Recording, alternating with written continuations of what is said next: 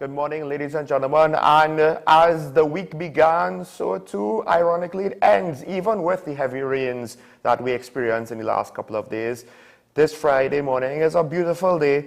My name is Sean Michael Small. Of course, alongside me is my co-host, well, virtually alongside me, Mr. Keaton Shaw via Zoom. Good morning, Keaton. Good morning, Sean, and good morning to everyone at WSN. It's wonderful to be here once more. Again, long since studio, but thankfully virtually we can still have a conversation.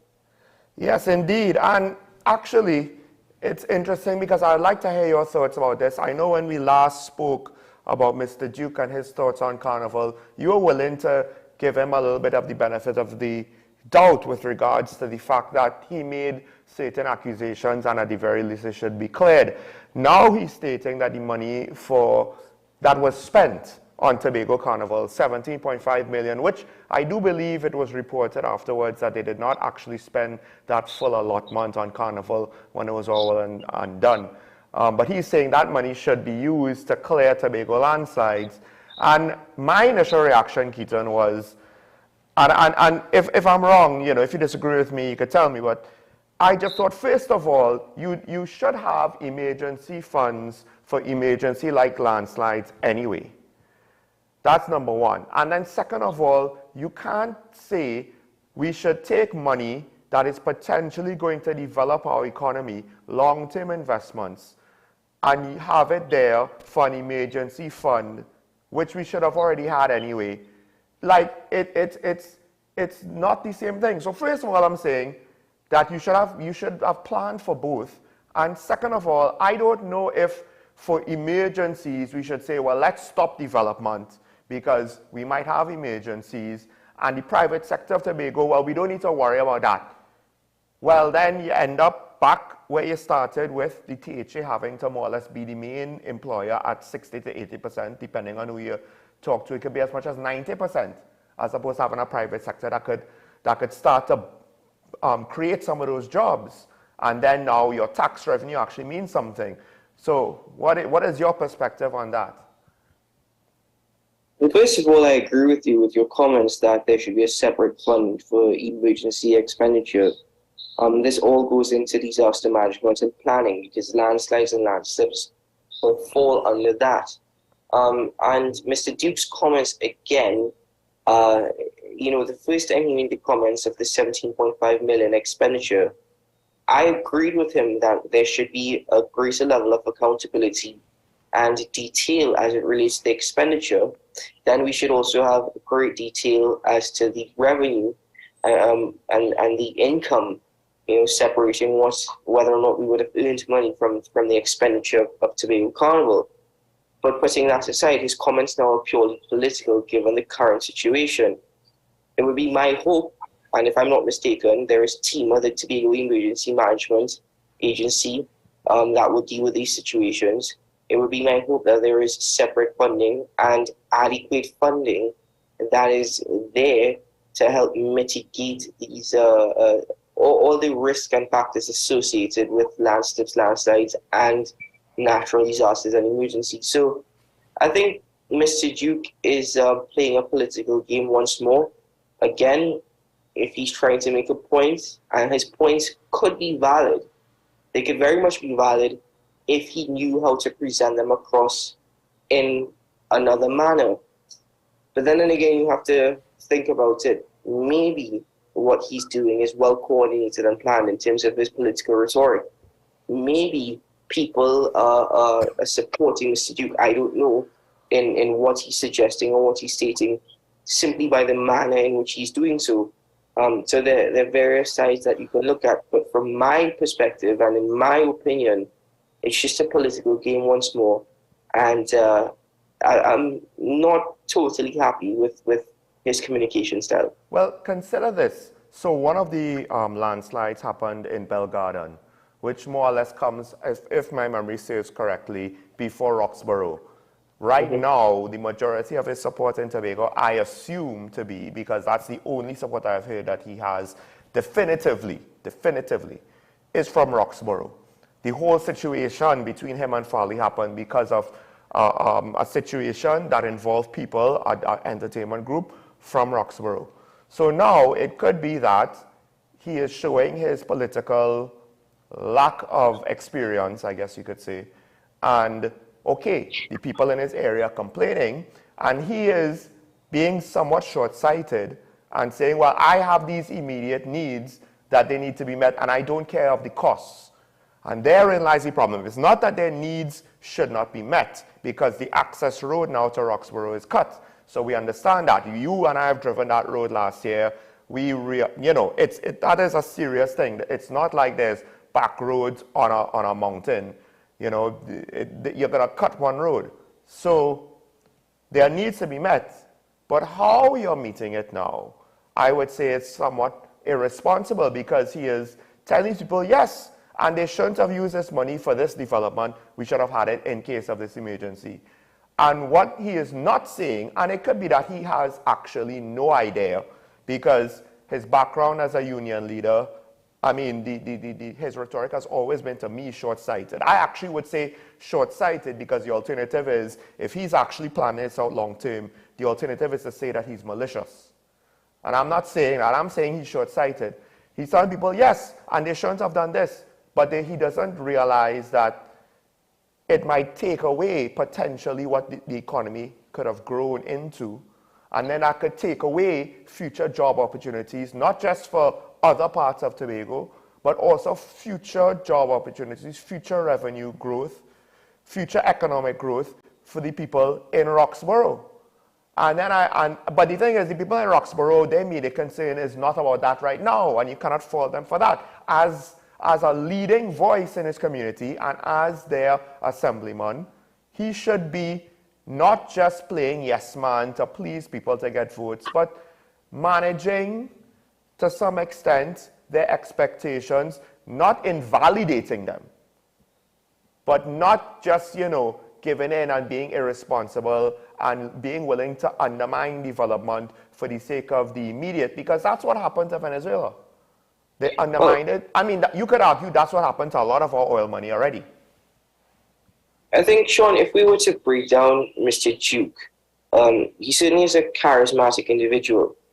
And if you look at great leaders throughout history, well, if you look at leaders throughout history who made major impacts, they've all had charisma. So Mr. Duke is certainly a charismatic individual, and that appeals to people. And you can't blame him, because he is indeed, I think one caller expressed it a couple of weeks ago, and I agree with him. Mr. Duke is a successful politician if you analyze it truthfully. He certainly has made an impact within the political hemisphere, in Tobago at least. So he certainly is a successful politician. The issue, though, what has worked in his favor, but what has also worked against him, is the fact that he has not been able to separate union leader from politician. And you see union leaders becoming politicians. The former Minister of Labour, Jennifer Batiste-Primus, she's a former Labour leader herself. Rudranath Singh, a former leader himself. Even Bastio Pandey, former Prime Minister, a Labour leader himself. So you see that happening. But Mr. Duke has not been able to separate his role and his position. He hasn't been able to annex that personality from being a union leader, union representative, the PSA in particular, major union across Trinidad and Tobago, to that of the political leader of the Progressive Democratic Patriots and Deputy Chief Secretary of the Tobago House of Assembly. And that is a serious issue. If you don't know how to define or where you define your roles and your position in whatever position it may be, separate to what you previously held, then it's not going to work out well in the end. And that is perhaps what we're seeing. Now that he's actually been removed as Deputy Chief Secretary and is taking the position of an opposition, I suppose, an opposition to the PDP-led THA, which is ironic because he's the political leader of the PDP, he's now putting on that union hat once more, stronger than before. He never took it off, but he's just putting it on stronger than before. If he were to remove that when he was Deputy Chief Secretary and work with the PDP, then I could have seen Mr. Duke's political career taking off and being a lot more successful. But I think as it stands, there may be those who support Mr. Duke. You never know. He may eventually work away from the PDP and form another party. Will he have that same level of success? I guess in time we'll see. And the irony, of course, with your statements is the second part of it there, what you said, he could have had more success as a politician. That is in part why I would disagree with the first thing, and also with the caller that said it previously. I don't think that Mr. Duke was that successful as a politician. And the further irony is, where he was most successful as a politician was not as the political leader of the PDP, but was as the PSA president. Because for all intents and purposes, he was acting more like a politician than a union leader there, in my opinion. I believe most union leaders act more like politicians than actual labor advocates for their members, which is why you see them basically concerned about two things and two things only: more dues and retaining the bloated membership so that they could more wages and keeping the bloated membership so that they could keep collecting more dues. Now that he is with the PDP, at best he achieved 6-6, which is somewhat successful because he gained ground on the PNM. But I would argue that 14-1 is more due to the other leaders in the PDP, including, of course, the current Chief Secretary, then Mr. Duke. With that said, I think... Not a fair statement to me. Yes, it is. Yes, it is, because he said that he is not going to be Chief Secretary candidate for the second election, and they got 14-1. They got 41 in less than a year. So why isn't it reasonable to state that? They couldn't get 14-1 when he was up in charge. His first election, it was 10-2. So, yes, but also bear in mind, many of the seats are won by the Progressive Democratic Patriots. And again, if we're trying to be fair, won by a narrow margin, sometimes separated by as little as 2 votes, and that's just essentially a candidate voting for themselves, and if they have a significant other spouse, that as well, you would think votes. Yeah. So bear that in mind as well, that 14-1, there's a lot more to analyze just rather than Mr. Duke stating that he was secretary. But Keaton, at the end of the day, when we attribute success to leadership, usually we do not have split leadership like this. But I would argue that a lot of the times, you don't vote for the political leader who's not going to be in charge. You're more likely going to vote for the person who's going to be the chief executive, right? That's the person that you consider outside of the actual name for the specific area that you're voting in.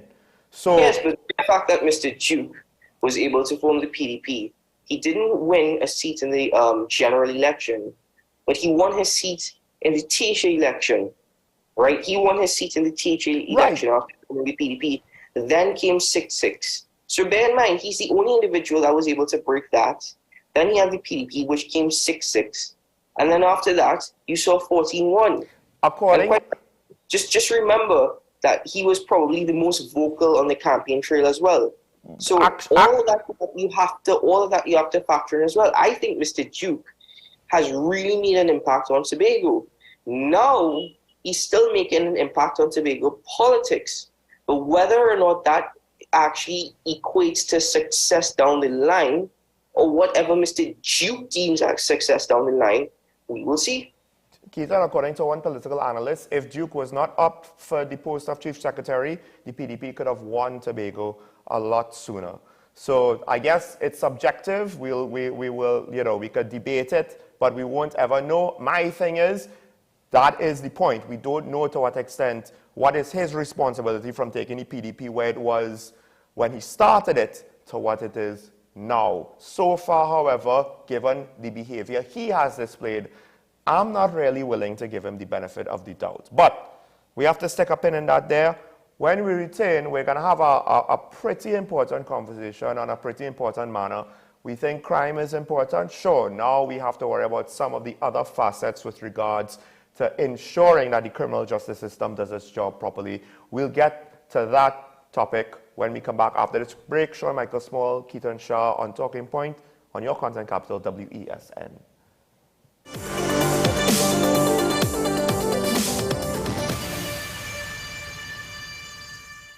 Whether it's a room for 1, 2, 3 or more, there's a room waiting with the ocean view almost to your door. Cocoa Reef Resort and Spa, the perfect getaway when you don't want to travel far. The Cocoa Reef Resort and Spa, Crown Point, Tobago. Call 639-8571 for your reservation. Fan Zone, your reliable, authentic supplier, has just gotten better. You can now visit our website www.fanzonett.com for your authentic wear and collectibles. The only place where you can use both your Visa debit and credit cards. Visit our website fanzonett.com to make your purchase today. Here's your chance to win a brand new Mazda CX-30, courtesy Movietown. Simply spend $200 or more at dbetstoys.com, Movietown, Port of Spain. Promotion ends November 12th. Visit the store, you better shop online. You better call us now, I'm telling you why. dbetstoys.com is the Movietown, Port of Spain. Hey! With society plagued by a host of issues, with debates surrounding our urgent concerns falling short, with questions of our future not always being answered. The conversation continues. Join me, Kemuel Pascal, as the voice of the youth comes to life. We will confront the controversial topics of today's world to gain answers that are key for a better tomorrow. One and One with me, Kemuel Pascal. Wednesdays at 10 a.m. Only on WESN, Content Capital. The issue, the continued rise in the price of flour and its impact on the cost of living in Trinidad and Tobago. How should we go about it? I want to ask you, what has been revealed to you about the state of vulnerability in the country because of this exercise and because of what we're going through? Is the government losing the war on the vaccine front? The discussion should revolve around the common good for the greatest number of people in Trinidad and Tobago. How do we inculcate a sense of respect and regard for people who may not be of your own political ilk or persuasion? The communities are now being used by political opportunists. So when the tables are turned, it's the same way. Okay, this has been 10 Questions. I'm Andy Johnson, and we'll see you next time. AM Prime on WESN, the only place from 6 to 7:30 a.m. where you can get the most analytical and thorough interviews and regional reports. The Barbados Labour Party, led by the Prime Minister Mia Amor-Motley, once again able to achieve a clean sweep in yesterday's general election. I think a lot of people have underestimated the power of Tobago nationalism. If the government is afraid to say it, I, Martin George, I am saying it this morning on your show, Andy, there will be no carnival before Ash Wednesday. Grab a cup of coffee and start your day right watching AM Prime with Andy Johnson weekdays from 6 a.m. Only on your content capital, WESN. At Belgroves, celebrating life is our commitment with integrity, compassion, and dignity for your loved ones. Belgroves Funeral Home and Crematorium, serving Trinidad and Tobago for over a century. Let your voice be heard. Call Madam Fix It on WESN, the only place that effectively helps you with your woes. Having problems getting onto government agencies, water woes, NIS and pension problems, potholes, and much, much more. Call me, Madam Fix It, every Monday, Wednesday, and Friday, right here on WESN. Let me fix it for you. Is it politics? What is it? Is it that nobody cares about sports? The kind of support that sport used to get in the past is no longer here. The thing is, taking a knee doesn't mean that that's the only thing you're doing on. Right. Taking a knee along with other stuff. Samantha, what are you looking forward to when you return home to Trinidad and Tobago after winning the title? Thank you very much for speaking it into existence. Is it no pressure on Nicholas Paul? It makes me more motivated to work hard and to go out there and rep the red, white and black. Why are we sending a team to the Winter Olympics? There are a number of Trinbagonians who are in the diaspora and have grown up in winter sport. It's an opportunity that the Trinidad and Tobago Olympic Committee will not close the door on. I also believe in the players that we have. Once you can motivate the players, you can get the best out of them. Living in victory every day. Inspire, motivate, encourage, hope. It's about topical issues. It's about everything that you would want to know about hope, about life. At the end, you're going to say, yes, if he can do it, I can do it too. If she can, I can do it too. No matter what they say, living in victory every day. Nicole Lawson Live, living in victory every day. Every Sunday at 8 p.m. and Wednesday at 4:30 p.m. on WESN.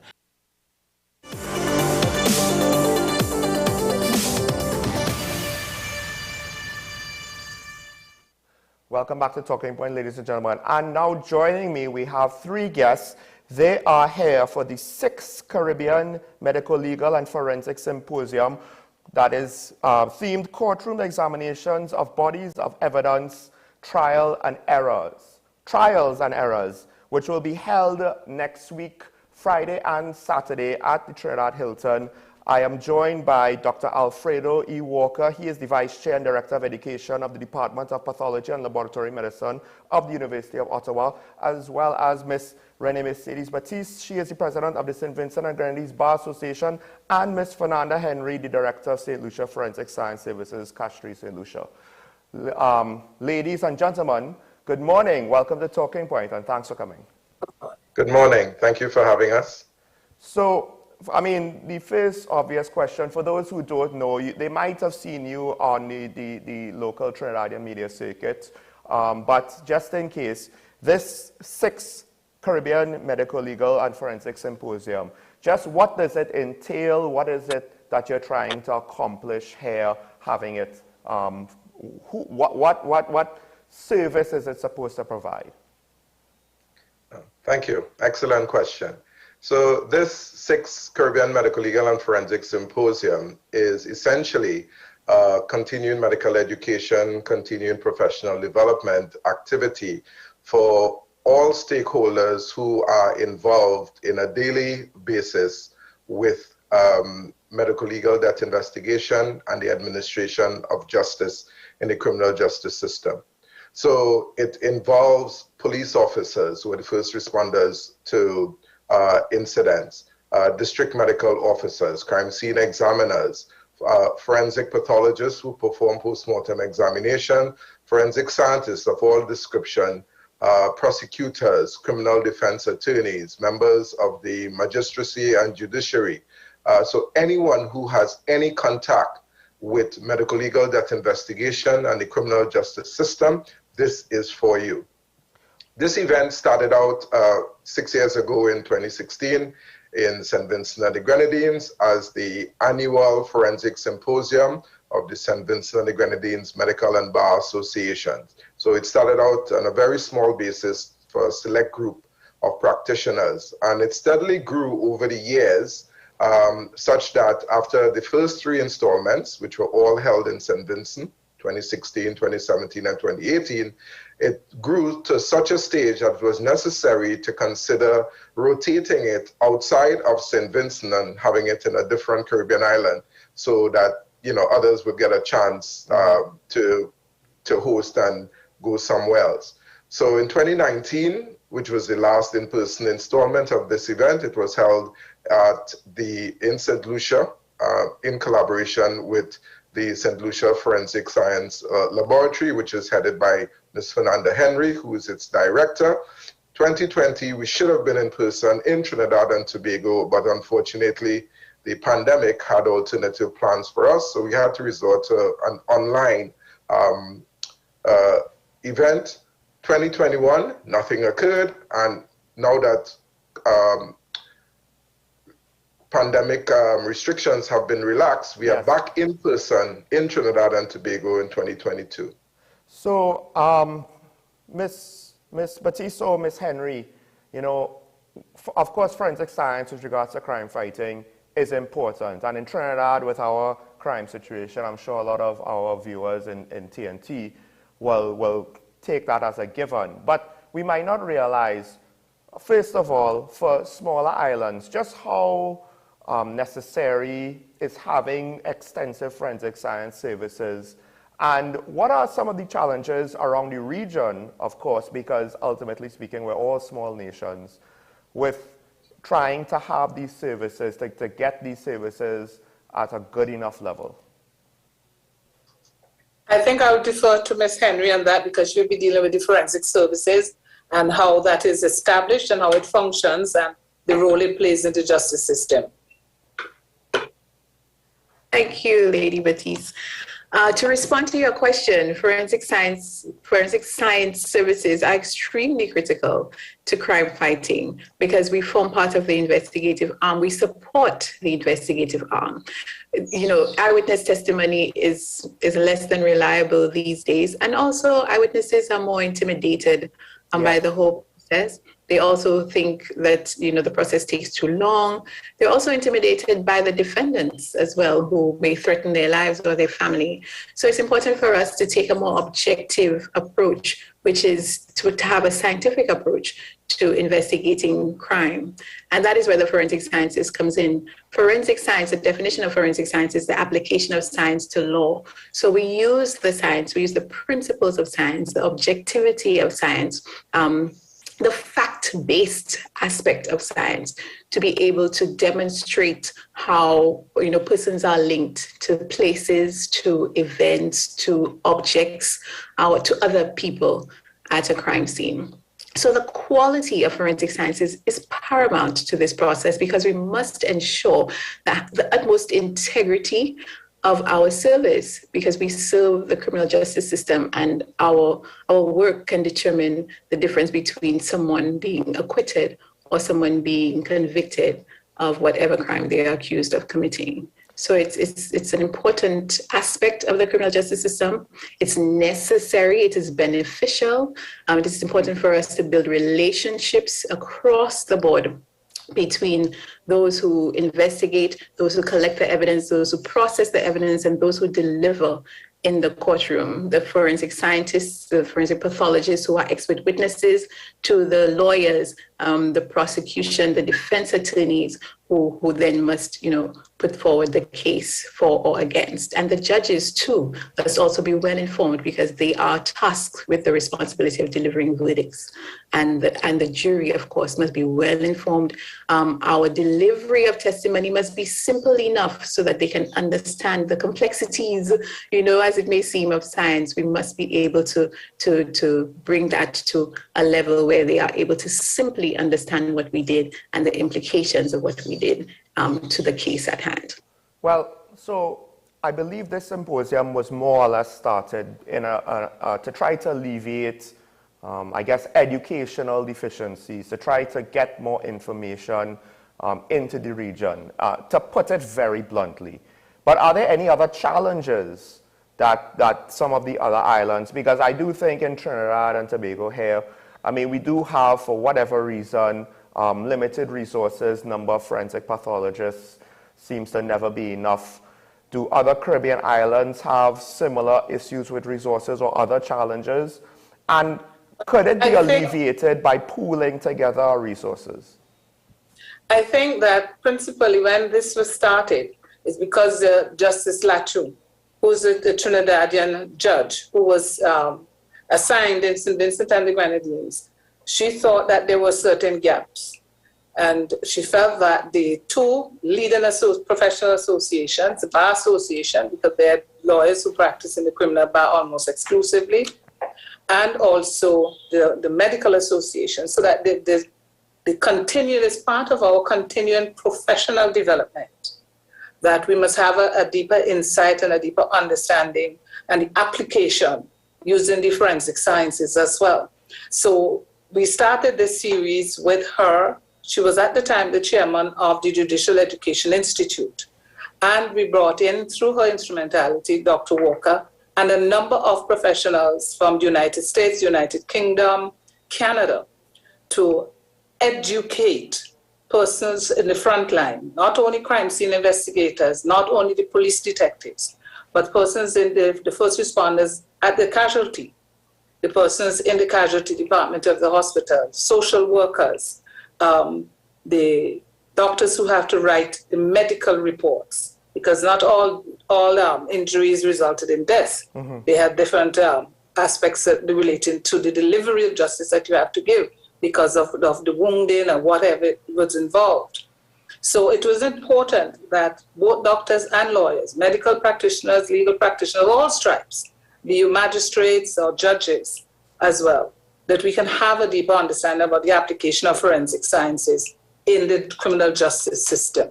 So that is what is important. Yes, we have limitations in budgets and things of that nature. So that is the reason for the collaborative approach. For example, we have persons who are coming in from Jamaica to teach us about sexual offenses. What are you looking for?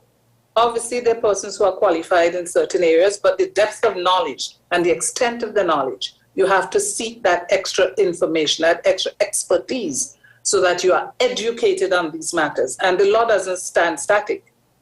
So you have to be prepared. Any thought to more or less, increase the collaboration? So yes, we have the symposium, but maybe make it more of an ongoing, regular occurrence. Maybe have, like we have the CCJ, maybe have a center for the Caribbean forensics where the expertise could be shared throughout the entire region, or whoever wants to participate. This is it. Yes. So you need to come. I think we should invite him to come, because sometimes, speaking to you about these subjects, you think that we're pushing our own agenda. But if you are present for that 2 days, you will get a grasp of what the application of forensic sciences and the interaction of the legal and justice system, and what the players, how do these players interface, and how does it improve the delivery of justice across the region. Because if we have a matter in St. Vincent, we may have a lawyer coming in from Trinidad. We may have Ms. Henry coming in from St. Lucia, because we may have to send whatever it is, the scientific body of evidence to her for further analysis. So she has to give her testimony. So that is important, that we continue to develop that's what we have. If you look at the program, you will see the faculty, the nature of the faculty that is delivering different aspects of the program is such that after 6 years, we have been able to get accreditation from the American Medical Association. That is no small feat. And this was not done through any particular faculty in the Caribbean. It was done through the University of Ottawa, through the instrumentality of Dr. Walker, because he has been able to invite the quality faculty that you need to improve on what you are delivering. And you have to show the American Medical Association, the fellowship level colleges that would give you professional credits for the work and the certification and the participation. They don't give that to you because you rule off something that you got on Wikipedia. You have to be able to have the persons, the quality of the persons, and the nature of their expertise and the years of involvement and experience in the particular fields. And if I could just... Go ahead, Dr. Walker. Yes, if I can just segue in here. So this symposium is actually the annual embodiment of a growing movement which started in 2016. Of course. This is actually the embodiment of a group of like-minded individuals whose daily jobs involve medical legal, that's investigation, and the criminal justice system. So also at this symposium, formally launched will be the Caribbean Medical Legal Society, which is the umbrella organization under which these annual symposia will be held. And plans are in place currently to get the Caribbean Medical Legal Society registered as a non-governmental organization in Trinidad and Tobago to get it off the ground. We have been functioning unofficially as such, but one of the objectives of this is to formally launch the Caribbean Medical Legal Society. And if you note on the flyer, it is the Department of Pathology and Laboratory Medicine at the Faculty of Medicine of the University of Ottawa, my home faculty, in collaboration with the Caribbean Medical Legal Society. Yes. So this is the embodiment. And this symposium, just so people can know, this is not just a few doctors and a couple lawyers come together. They all have a vast lineup of speakers, including criminologists, public defenders, criminal lawyers, of course, forensic pathologists, forensic scientists, as well as our very own Chief Justice and Head of Special Victims Unit here in the TTPS, yes? That is correct. It's all inclusive. It's a holistic program with holistic involvement of all stakeholders. So have government bodies like local police services, so now it's in Trinidad, of course, the TTPS, have they been involved in these symposiums? Every relevant stakeholder, organization or agency has been formally invited. The Ministry of National Security, the Trinidad and Tobago Police Service, and all branches of the Ministry of National Security. So the Trinidad and Tobago Forensic Science Center, the Trinidad and Tobago Defense Force, all stakeholder organizations have been formally written to and invited. And my final question, because we're very much out of time, I'm probably going a little bit over, but I am very happy to see this level of collaboration, especially in such a technical field that, you know, as small nations, we're not necessarily going to have a lot of development within our own borders. The technology is going to come from the outside. We have to try and get it and learn from it where we can. But the collaboration, we pulling together our brains, our resources, that is great to see. Now, I do have to ask, because I advocated in other spheres, but I'll leave it at least for academia. For certain other areas, do you think this is something, symposiums like this, collaboration like this, we need to see more of in the Caribbean to try to develop things like agriculture and food security or energy independence with renewables, especially those very much technology-centered fields? Should we see more of this from your views? I will say that there is strength in numbers. So once a body of like-minded individuals come together and start working through issues, coming up with solutions, no matter what field it is, that field will evolve and improve. All right, well, folks, that is Dr. Walker from Ottawa, but he is a man of the Caribbean soil right here in TNT Princestown, as well as, of course, Ms. Batiste from St. Vincent and the Grenadines and Ms. Henry from St. Lucia. This event will be next weekend at the Trinidad Hilton, and we hope that this means that our Caribbean ability and capability will improve, and at least for the people of TNT, this is very much something that I am very glad that we could participate in, whether it's here or not, for our own situation with crime here in TNT. So thank you for this initiative, putting it on now, I believe, the 5th event. Thank you very much. Sorry, my count, I'm sorry, I'm not mathing this morning. I mean, I probably need to go back to school. Folks, we have to take a break there. When we return, we will continue on the topic of crime locally. This is Talking Point on WESN, your content capital.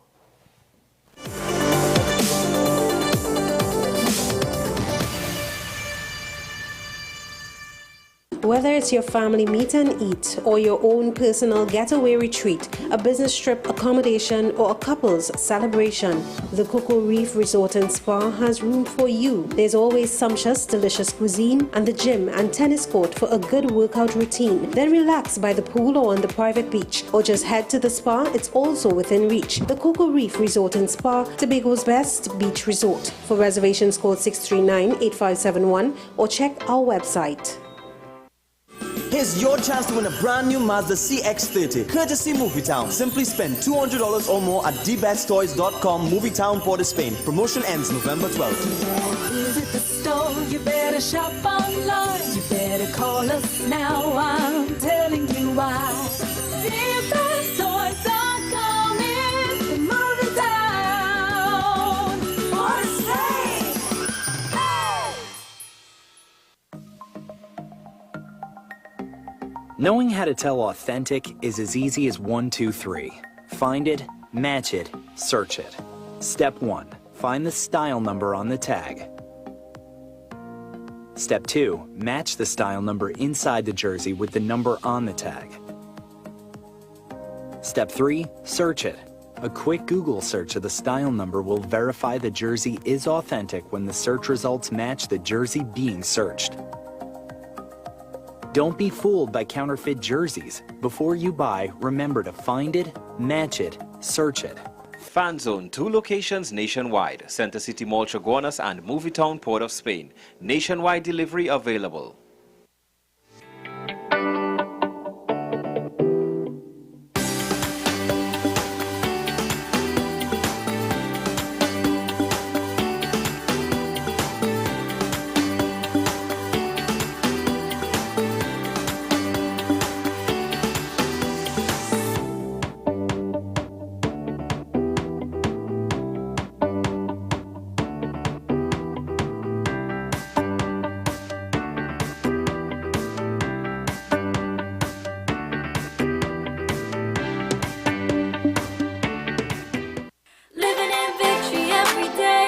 Inspire, motivate, encourage, hope. It's about topical issues. It's about everything that you would want to know about hope, about life. At the end, you're going to say, yes, if he can do it, I can do it too. If she can, I can do it too. No matter what they say, living in victory every day. Nicole Lawson Live, living in victory every day. Every Sunday at 8 p.m. and Wednesday at 4:30 p.m. on WESN.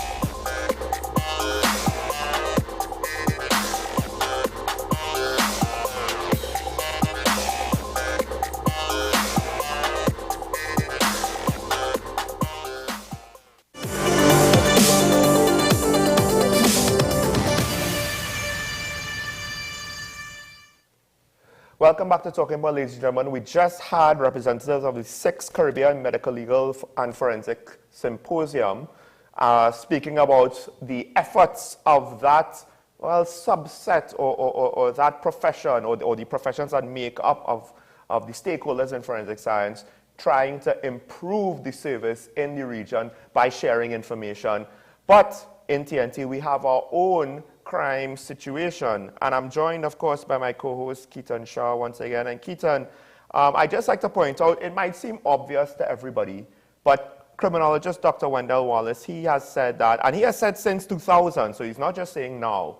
So apparently, by his observation since the year 2000, the mentality of criminals have changed. It's a different generation of lawbreakers that have absolutely no care, no respect for authority figures, no respect, no care, or empathy for anyone but themselves. So children in their minds are simply collateral damage. It might seem obvious to us, but in his professional capacity, if he is able to say this formally and he's seeing definitive signs of it, it's no longer you and me shouting out into the wilderness with stuff that some people might find inconvenient truths. I think there's a lot more meat here than we might appreciate, even us. You're muted, buddy. My apologies. I suppose so. But in my opinion, again, you're stating that in his professional capacity, he's noticed this trend scientifically since the year 2000 up until this year, 2022. So, I mean, I don't know the data. I don't have any statistics to say, okay, scientifically that is correct. So I take his word for it, certainly, because that is his profession. But in my opinion, like I said, I think he's just stating the obvious. Mm-hmm. I said it often, I'll repeat it again, because the mentality of criminals, in my opinion, they've become so brazen and so carefree. You're right, children have become collateral damage. I am aware that previously they used to say that if a criminal was to harm a child in any form or fashion, in any manner, and end up in prison, the prisoners actually don't tolerate that. They would actually deal with the prisoner themselves. That was often said. But I listen, as it relates to crime here in Trinidad and Tobago, it seems as though there is an excuse for almost every single thing, and there's a reasoning for almost every single thing. And while many of us live in fear, and many of us don't know the answers as to why this is happening, you know, why is it? Why, and I say not why is it happening, but why is it being allowed to happen, to continue and to get worse? Well, You know, well, consider this though, because it's one thing for it to be just the talk on the street. Hey, things getting so bad, and they shoot up the child, and these criminals, they don't care. But journalists is the next step. When journalists or people in media say things, you know, now your attention needs to go up a little bit, and hey, what are they saying? But then, of course, now when the professionals also say the same thing, then perhaps that's where you get the U.S. advisory, the State Department travel advisory to the country. It went from exercise, increase caution, and they had a list of areas where I believe embassy staff can't even go to, they're not allowed to go to, in and around the capital, by the way. We're not just talking about some minor hotspots here and there. But it has gone to reconsider travel to this country. That is what the State Department is telling basically to all U.S. citizens. And when the professionals are now seeing this, and I'm sure the United States Embassy, of course, they will be monitoring the crime situation, both for their own safety and just in general. It's something to be, that you have always looked towards these travel advisories, because at the end of the day, I think it's safe to assume it's a bit of an independent assessment from another government, independent to our own internal government. I think also when you look at these advisories, you get an understanding of what the international arena is thinking of Trinidad and Tobago, what they see Trinidad and Tobago as, and their position, because these travel advisories seek to basically keep citizens of the United States and its territories safe and out of harm's way. But putting that aside for the moment, crime is affecting in almost every single length. Imagine you're stating reconsider travel to Trinidad and Tobago, and the impact of that cannot be understated. I don't know how the Minister of National Security, the Minister of Foreign and Caribbean Affairs, even the Prime Minister, whom I hope is doing well, I really don't know how they're going to respond to this. Because to me, it's just going to be the same old story. You need to understand that this is going to affect the economy. This is certainly going to affect business and foreign direct investment. But apart from foreign direct investment, it's affecting local investments as well. I think most recently, I was looking at property here in Trinidad and Tobago, and you'd be amazed that the property across Trinidad and Tobago, the number of properties that are now for sale and are now available, and the areas for which they are available as well for sale, in areas such as Maribel, certain parts of Maribel, such as Fairways, etc. A lot of families are migrating. Mm-hmm. They're not staying in Trinidad. If they could afford it, they're shipping their families out simply because of the crime situation. The economic situation is one thing, but the crime situation is affecting that all around. But if you look at some of those properties for sale, for example, there was one townhouse in Tunapuna that was on a gated compound, excellent property, if I may say so, for a very good price, given the property and its credentials. And one of the individuals stated, as much as this property is good, I'm not going to purchase it because Tunapuna has become a hotspot. Tunapuna is now riddled with crime. And you're going to see that taking place across Trinidad and Tobago more often. People are just simply not going to bother because of crime. Wasn't the home invasion in South where the police actually went after and got the guys in pretty short order? That home invasion wasn't a standalone house. It was in our gated community, if my memory is correct. Is that correct? Yeah. So we traditionally gated communities was an extra layer of protection, but now it seems as though we have to question that extra layer of protection. It might not always work out the way that we expect. And I think your concern about the migration of families, it doesn't take a lot. We need to understand, we don't need half the population to go for us to be affected. It just needs to be something like 1%, 2%. Because that potentially shrinks our economic activity by 1%. And that's a bigger deal than some people might think. It doesn't even have to be the 1% as such. No, when I say 1%, I just mean in size, not... I understand. I completely understand what you're stating. But I'm making the note that it doesn't have to come down to a percentile. You see, the other part of it is the massive brain drain of which we have said before in the program. I think Karen mentioned it as well, which is something to be concerned about. Because if you have the best and the brightest and the most skilled seeking opportunity outside of Trinidad and Tobago, not only because of the economic factors, but also because of the crime factors, and which affects the standard of living factor, you have to realize that Trinidad and Tobago, unfortunately, people might not want to state it, people might not want to see it, people might want to be blind. Because even though there are positives to living in Trinidad and Tobago, such as, well, I don't have to pay money for energy, I don't have to pay money for heating, I'm lucky because of the weather. Mm-hmm. Or I think somebody commented recently the amount of cars and brand new cars on the road, people have complained. Because I've noticed people are actually willing now, given the state of roads and flooding in Trinidad and Tobago, they're willing to put in the extra money and have that extra expense to purchase SUVs and raised vehicles over cars because of the state of roads and because of flooding. So when people make these comments, they have to add context. There's reasoning behind this, and you have to find the reason. Not just because people are splashing money on it. Keaton, that's a hell of a thing, because I know that there's some people who think SUVs, the amount of gas they burn, they're very, very impractical. But then, if you live in a very rural area, all across the road, and you have dirt roads and long distance of travel, you want something bigger that can handle that. But you're not talking about that. You're talking about, you're not even going into the countryside of TNT. You're talking about urban areas with roads so bad in urban developed areas and flooding so bad that people are buying SUVs. And that's not how it's supposed to be. You're not supposed to need an SUV to traverse the environment of a town or city or suburban area.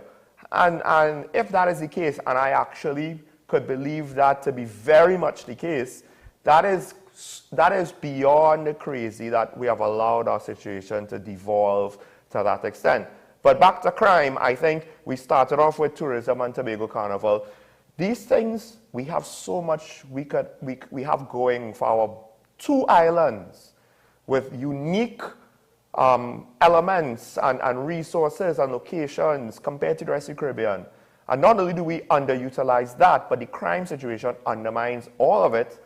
And like you said as well, if you have a business investor that needs to come in person to close the deal, because that's how he does things and that's how he likes to do things, to take a measure of the situation in person, and he notices that the U.S. government says, well, reconsider travel. Why come here? Why not go Guyana or Jamaica or Barbados or somewhere else? Precisely, and you've hit the nail on the head. If I have money and I'm wanting to invest or willing to invest, as a citizen living in Trinidad and Tobago, I'm not trying to be all negative and hamper all prospects. I'm being practical and realistic. If I have money, I don't want to invest. I don't see opportunity in Trinidad and Tobago. Why am I going to invest in property, purchase property for rent, when there are people who might not even want to consider it because, one, I can't afford it, or two, if I could afford it, it's in an area in which there's so much crime, or this area has the potential to become a hotspot. Again, Tunapuna, for example. Mm-hmm. So bear in mind all these things. I would, as a citizen, I would take my money outside of Trinidad and Tobago. And it's not because I'm not trying to be patriotic. I love my country. I love my country to death. That's precisely why I sit and do this program with you. It's because of that love for Trinidad and Tobago. But quite frankly, is there opportunity? Is it safe? Is it worth it? Is it worth my future? I have to be honest with you. In the past, I would question that a lot, but none more than now. I question a lot more now, and I have to consider a lot of things.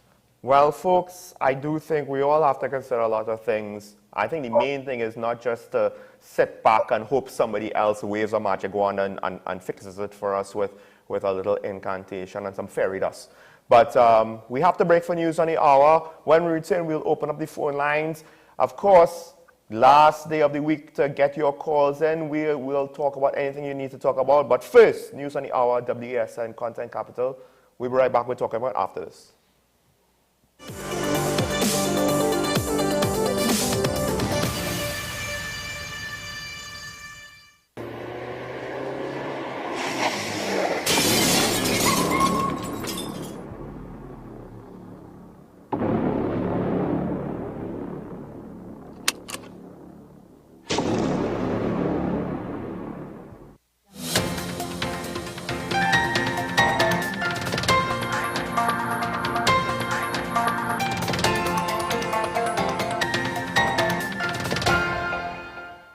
Here is your WESN News on the Hour. I am Marquise Akers.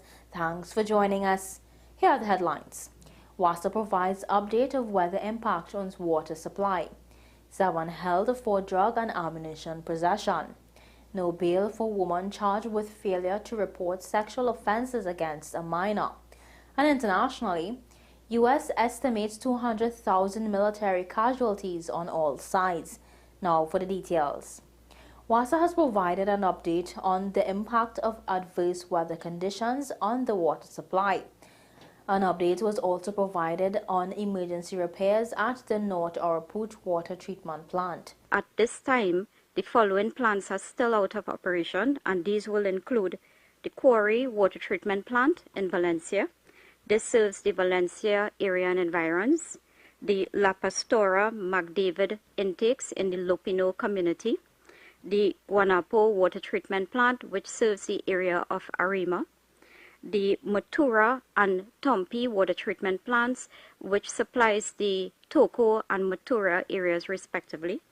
The Blantyres Water Treatment Facility, La Follette, Rincon, and Las Cuevas. All these facilities are in the north coast part of Trinidad, and they are also out of operation due to heavy siltation of the intakes, flooding, and the high turbidity as experienced in the eastern part of the country as well. 7 persons were arrested for varying offenses, including possession of marijuana and ammunition, during coordinated anti-crime exercises conducted across the southern and western divisions.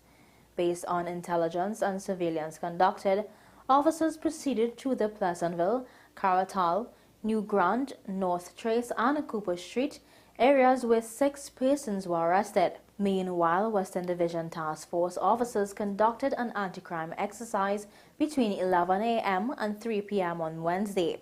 During the exercise, they proceeded to the San Juan district, where they stopped and searched a motor vehicle with a lone male occupant. The search resulted in a quantity of marijuana being discovered in the vehicle. The driver, a 39-year-old San Juan man, was arrested in connection with the find. Investigations into all the matters are ongoing. A 39-year-old woman was remanded into custody by a magistrate after she was charged with 2 counts of failure to report sexual offenses against a minor. The debut woman was previously granted bail in the sum of $10,000 with surety. According to a police report, a 12-year-old informed a relative that from the age of 10 and on several occasions, her brother touched her inappropriately. The minor also informed the relative that sometime in 2020 and between January and February 2021, the incidents occurred again, where she was touched inappropriately. The relative failed to report the matter to the police. The child then reported the matter to a school administrator. In international news, the most senior U.S. general estimates that around 100,000 Russians and 100,000 Ukrainian soldiers have been killed or injured in the war in Ukraine. General Mark Milley, chairman of the U.S. Joint Chiefs of Staff, also suggested that around 40,000 civilians had died after being caught up in the conflict. The estimates are the highest offered yet by a Western official. He also said that since Kyiv was willing to re-enter talks with Moscow, offered a window for negotiations. Well, that's news to the hour on WESN. I am Marquise Akers. Thanks for watching.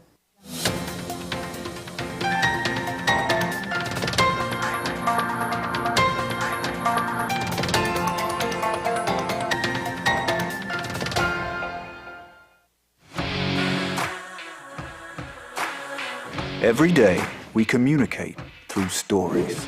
Stories of ourselves, our challenges, our goals, our experiences, and our aspirations.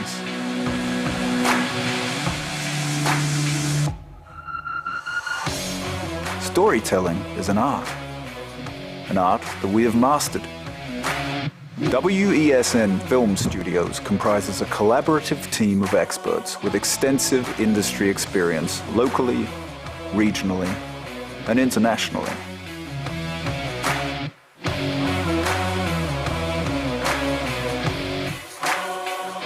The ability of your business to successfully communicate with your preferred audience depends on the strength of the stories you tell. Your vision should be communicated in a high-quality, professional, and creative way.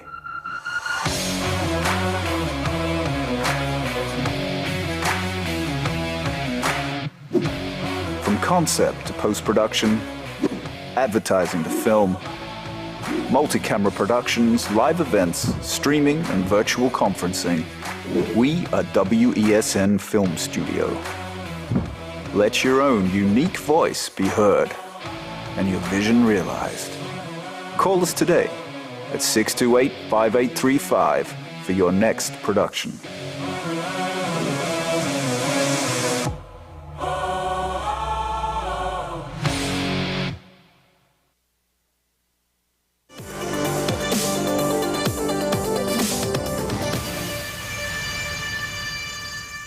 Welcome back to Talking Point, ladies and gentlemen. Of course, Sean Michael Small here with my co-host via Zoom, Mr. Keaton Shaw. Now is the time we open up the phone lines. We want to hear from you, the viewer. We did, of course, speak to some representatives of the Medical, Legal, and Forensic Symposium that's happening next weekend, Friday and Saturday. But you could bring up other topics. We talk about what's in Duke and Tobago Carnival again, because I personally don't appreciate his comments and how potentially destructive it could be towards Tobago's private economy. Private economy is necessary for our country, folks. Private business is not a four-letter word.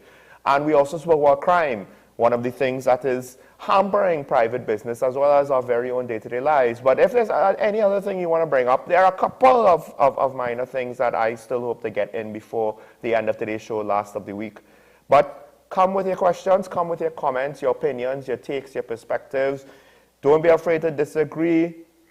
Of course, understand that if we disagree, we're going to tell you why we disagree with you as well. We have a call on the line from El Socorro. Good morning, caller. Yes, man. Good morning, gentlemen. How are you? Morning, morning. Good morning. Well, there's no question about it. The two most, catastrophic issues in Trinidad and Tobago is the runaway crime, illegal guns, and the extensive flooding in this country. When I read or saw Sandy Grande or parts of Sandy Grande, 5 feet of water, Mr. Small and Mr. Shah. And what is happening here, apart from all this rain that is occurring all over the world, and I acknowledge that, there's too many, and one of the factors is clearly the illegal settlements and housing that is springing up and all over this country like spring chickens. And I'm saying to you, gentlemen, there seems to be a big disconnect between town and country, the drainage division of the Ministry of Works, and the regional corporations. And I'm happy to see last night on the news that the Tindapuna Regional Corporation is now acting on illegal housing. You're building walls, and then all of a sudden you're seeing walls upon walls, and which is, of course, cutting off the water courses because of the filling up of all these housing settlements on low-lying areas. Gentlemen, there's too much nepotism in this country, too much friending, and I'm getting fed up by it. Thank you a lot. Thank you, caller. Keaton, if you have a comment quick, because we have an next caller. No, he's absolutely right. I don't even know if town and country still exist.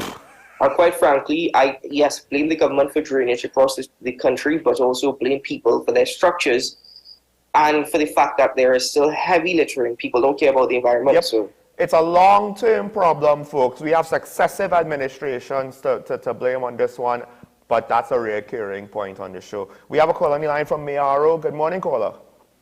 Hi, good morning, gentlemen. Pleasant good morning. It's a beautiful day to have a good day. And I just want to say, Mr. Keaton, I share your sentiments, and I feel it because you are somebody, you all, both Sean and Keaton, I look up to you guys for direction, for redirection, for understanding, and for implementation. I'm a farmer. I'm suffering in Mayaro and in Trinidad and Tobago. This sector is left behind underneath the crisis that we face in outside of crime and rural roads and integrity management. We need to understand that food is important, and the registered farmers who are in this country, who have equipment, who have land, we're asking for help so that we can continue to go forward, Keaton. Because as you will rightfully say, we moral values are falling behind.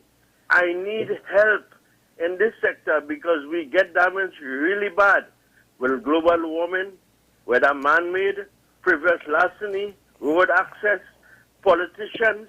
We need to restructure and we need your support. So hold on and give us the vision to move forward. Thank you. Thank you, caller. Thank you, caller. Thank you very much, caller.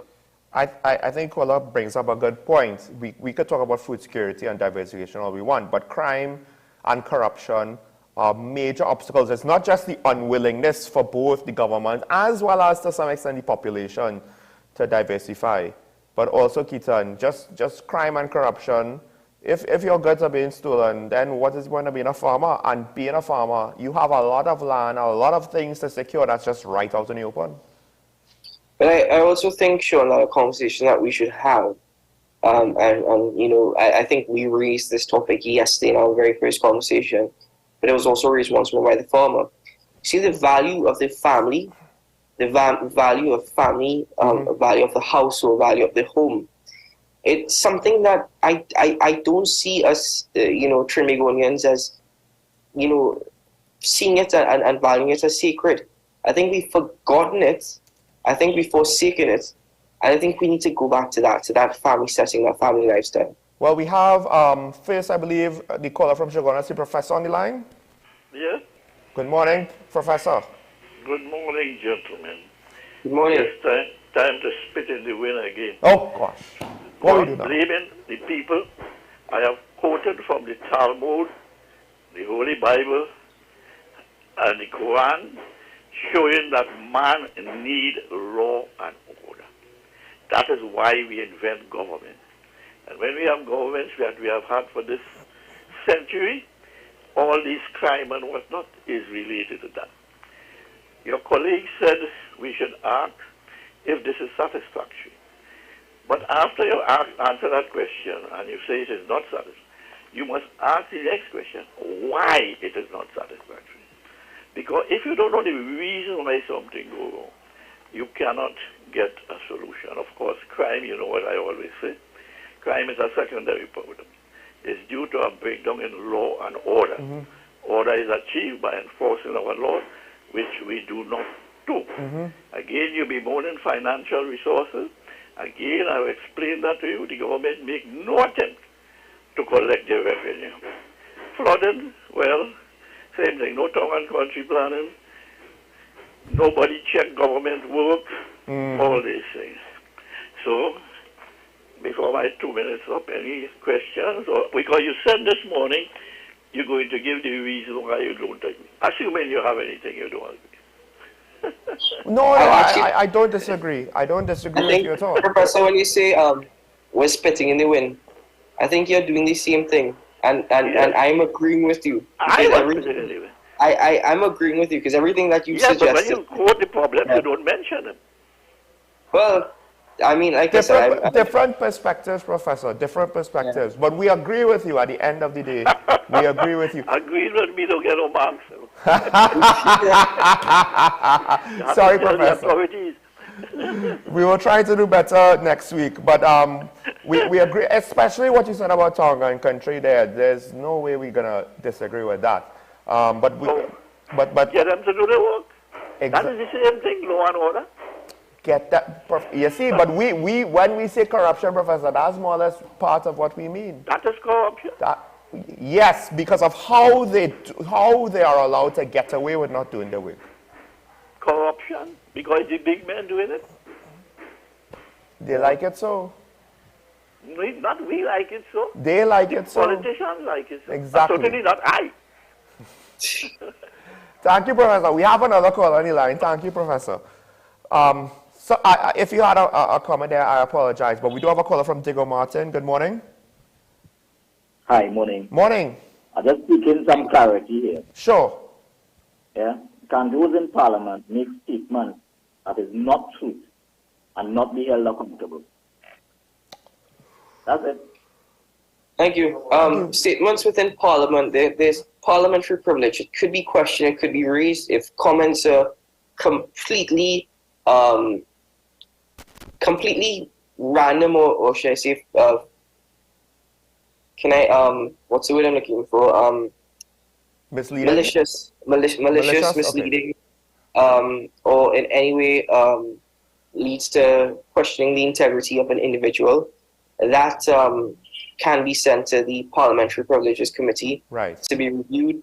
But outside of Parliament, there is no protection. So we always suggest that if it's not taken to task or taken to court outside of Parliament, then you have to judge for yourself whether or not it's deemed as true. So statements are completely false or misleading or misguiding in Parliament could be questioned, could be raised, but if they're malicious in any or with intent to bring any sort of malice or questions one a character's integrity, that can be dealt with. There are certain procedures that deal with that. Right, but just to add, it depends on if those procedures are initiated, whether they are the Privileges Committee inside of Parliament or outside of Parliament. I think generally you could be sued, but that's a civil matter. That's not a criminal matter. This is why I'm suggesting that when you take a look at the action taken by those who either take offense or question it or say, listen, this is absolutely ridiculous. This should not be allowed. Whether or not they take action, it allows you to see whether or not there is truth to it. Put it that way. Part of it, caller, too, is that usually for politicians, being caught in a lie is bad publicly for public opinion. Same thing with the media, but I have seen in jurisdictions, not saying any examples here, but internationally I have seen where for all intents and purposes, whether unintentional or actually intentional and malicious, media and politicians get away with lies to varying degrees. It just, part of it is subjective, part of it is objective. It's becoming, because there's so much more media and access to narratives and engagement and discussions, things are getting a bit more messy as our means of control and holding people accountable can't keep up with how things are going. And that might be also happening in TNT. But we have a caller from Port of Spain. Good morning. Good morning, guys.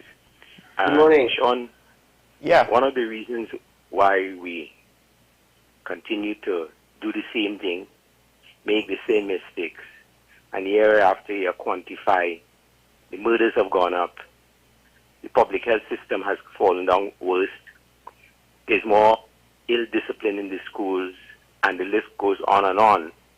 Not to mention that we are simply incapable of, as it were, stopping the corruption, the rot of corruption. The Nelson matter is perhaps the most classic case of how we have refused to stop things. And so the reason why we are where we are and why we will progressively get worse is because nobody wants to stand up and be counted as the person who has gone against. You know, there's a street talk, you're gone against. Well, nobody goes against in this country. Nobody's prepared to stop anything, stop the rot. And the reason why people continue to do it and do it in worse forms and with much more brutality. And I'm not speaking necessarily about gangsters killing people. When that whole issue of Nelson and the stealing from the Treasury is a brutal assault on the democracy. Okay? And when Minister Hines could make those ridiculous statements on the Rose Hill thing, that is a brutal assault on the people of Port of Spain South, on the people of Port of Spain East. And the list goes on and on. We've got to begin to see it for what it is and call it out. We must stop it. We must stop the rot in this country. And that is what, if everybody begins to think about that, everybody will begin to say, how can I stop the rot? And I'm asking people this morning who are listening, ask yourself, how can I stop the rot? What must I do? Ask the questions, and perhaps the thinkers in this society, from wherever they may be, whether it's in the churches, in the schools as teachers, in the market vendors, you know, the scavengers, they all have answers to these challenges that confront us. Let's ask them, and we may find ourselves in a better space. Have a great weekend. I won't talk about a good day for a great day, because no day seems to be getting better. When I look at the flooding that has taken place in this country, and I'm not hearing a peep from the government about how they are going to manage it comprehensively, it troubles me. I'm gone. Thank you, caller. Thank you. Well, I think all of the government solutions to managing it is just letting it pass. You know, because after a couple of days of rain, we're going to have a day of sunshine. Keaton, something just happened recently that I think gives a lot of weight to your theory, what you just said. But we have another caller from Diego Martin. Good morning, caller. Caller, are you there? Hello. Hi, hello, good morning. Hi, good morning, gentlemen. Morning, you're live. Morning. Yeah, my line is in a little bit of trouble, so I just called and check in with you guys to see all is well with you all. I haven't had much time this week, so I haven't called in really. I just want to say I'm totally disgusted with what is happening in the country. And it's reached a point where people are fed up, boy. And I am. As I say, the phone lines are not seeing too clearly. But I'm glad to see Gita, you're looking well as ever. And you had me worried. I haven't seen you for a few days. So I wish you all the best and enjoy your weekend and stay safe. Thank you. Thank you, caller. Thank you very much, caller. Thank you. So go ahead. Sorry, no. I was just going to say that it's just good to hear from the caller. Thank you. Feeling a lot better. Admittedly, my health hasn't been the best in the last month, and that's why I've done this show more virtually. But you know, I'll be back in studio next week, and Talking Point will continue. So just before the call, you said something about how the government's plan seems to be to just like hope it goes away, just ignore it and hope it goes away, right? Something to that effect. So of course, now this is where I'm going to bring up the matter. It happened in a school, okay. Maintenance in schools, bad. Not too surprising, right? Happened in Parliament. Parliament just restored and renovated not too long ago. Part of the ceiling collapsed. And I'm just wondering, like, how do you have, and that's the whole point of restoration and renovations, right? To do whatever the maintenance is so that the building holds up for however long you expect the work to hold. It should be more than a year or two. I mean, the gate is one thing, okay, fine, the gate installation, but you didn't install a whole new ceiling, I think. You know, you restored it, though. So is it me or is it actually more shocking in a way than the school, part of the school falling on the boy's head? That was a tragedy that the boy got injured. Nobody got injured in this case. But the actual fact that a piece of the building fell in Parliament, I think, that part of it, I'm actually more surprised. And I do wonder if it is a case where, well, you know what, maintenance of the Red House, we will just close our eyes for a couple of years because we don't have the money for it. I mean, I'm not sure how engineering construction works with government buildings, but I know when you're building your house, anybody will tell you every day you go and you inspect the work that is done. Yes. You go and make sure everything is in place. I remember my father telling me when he built his house, every day you go and you check every single little detail because this could affect your home in years down the line. Yeah, we have a call? Yeah, we actually have two calls. So this is it for calls, but we have, I believe, Maraval first. Good morning, caller. Hi, good morning. Morning. Morning. Long time, fellas, long time. Yes. Just wanted to make two quick points. The first point is that all of a sudden, half of the world believes autocracy is going to be the call of the day in this 2022 to 2030. A couple of days ago, Mr. Trump was embarrassed to the extent that he's going to self-destruct and take 25% or 50% of the Republican Party with him and do nonsense. Che said that the Chinese president, that autocracy will rule. The elections in America showed us that autocracy will never rule this part of the world. And we in our country, some of our leaders are following that example ridiculously. And the other thing I want to ask is, why is nobody telling me about Tobago Carnival? Was a great success.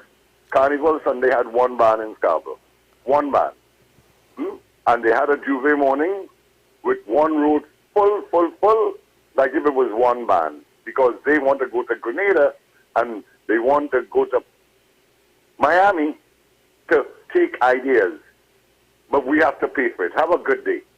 Thank you, caller. I mean, that's fair. That's fair. Somebody who could tell us some pushback and not just make claims. So we can't discount that. I still will go with what I heard from the participants' reactions.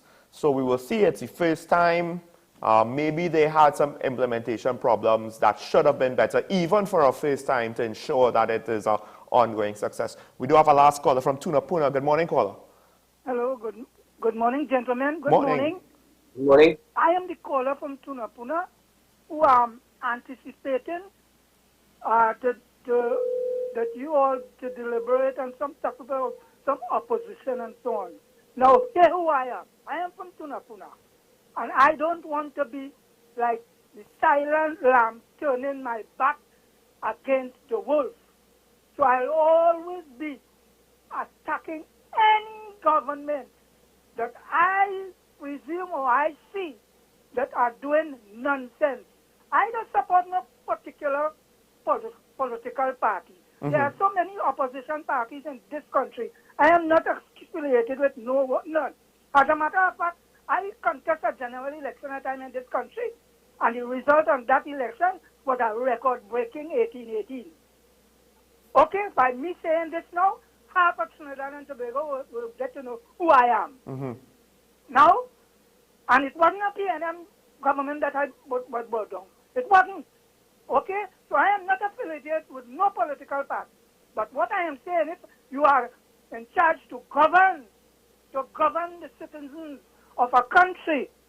You have to be criticized when you are doing nonsense. And we cannot, as I said before, turn our back against the lamb turn our back against the wolf like a silent lamb. And I am not prepared to do that. So if you are in the kitchen, you have to face the heat, or as I'm concerned. Thank you, gentlemen. Thank you, I just wanted to clear that up. I am not affiliated with any political party. Sure. But sorry, caller, but we are more or less out of time. But I appreciate your words, and you are quite right.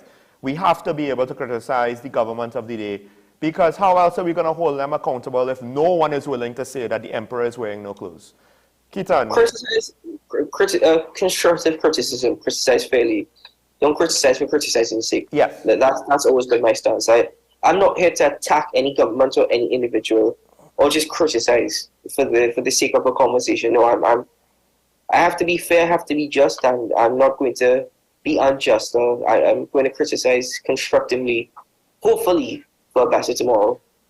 I think people might see the government doing things for them, but generally speaking, folks, right now with the problems that we have, what we're seeing is far outweighed by what we're not seeing.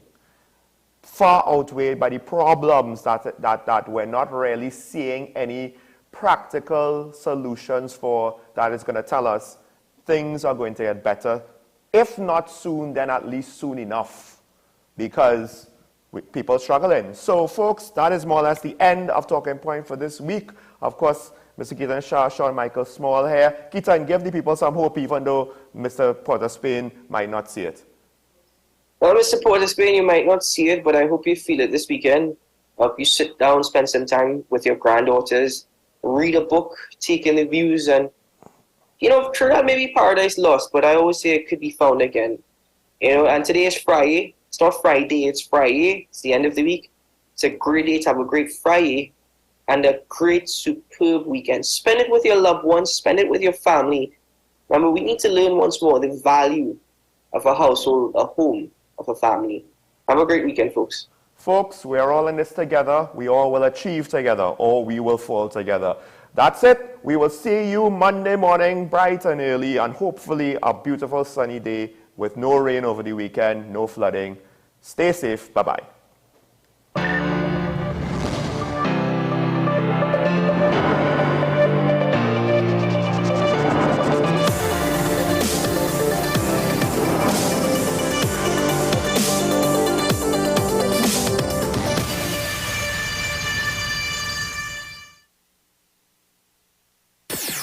WESN